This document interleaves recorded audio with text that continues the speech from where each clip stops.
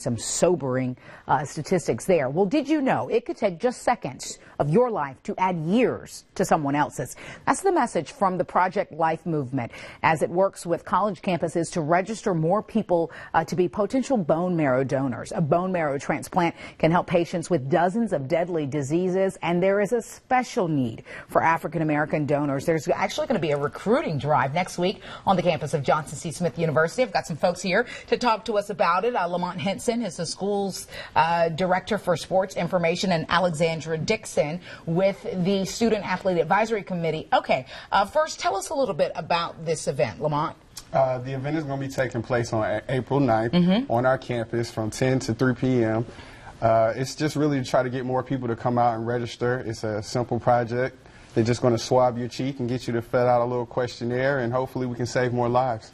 And letting people know, I think when people think, oh, a bone marrow donor, they think it's some sort of invasive thing, but it's just a cheek swab, painless. Absolutely. Not even like giving blood. Right.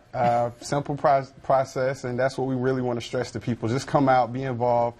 You can always find out more about what Project Life Movement is doing if you visit their website. It's www.projectlifemovement.org. Or you can visit Johnson C. Smith's website at www.jcsu.edu. And we talk about that special need for African American donors. So how perfect to have this on the campus of Johnson C. Smith. Alexandra? It's fantastic. As a matter of fact, Project Life has a partnership with all the CIAA schools. So all the CIAA schools will be hosting Project Life or bone marrow registration drives.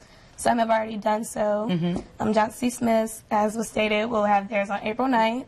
And yes, there's a special need to get minorities involved because there's only 30% of African Americans actually on the registry. So there's people waiting for matches that might not get them. And I think it's great that they're involving the student athletes as well, sort of something for you to do just as important off the field as what you're doing on the field. Yes, ma'am.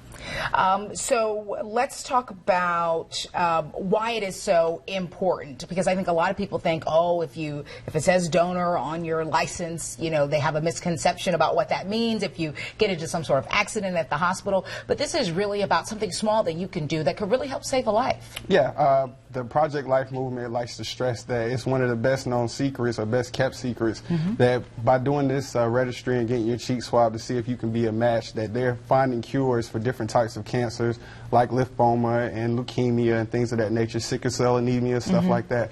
So it's really just wanting to get people to come out, be involved, and get educated at the same time. All right. As we said, the CIAA SAAC Bone Marrow Drive going to take place Wednesday, April 9th.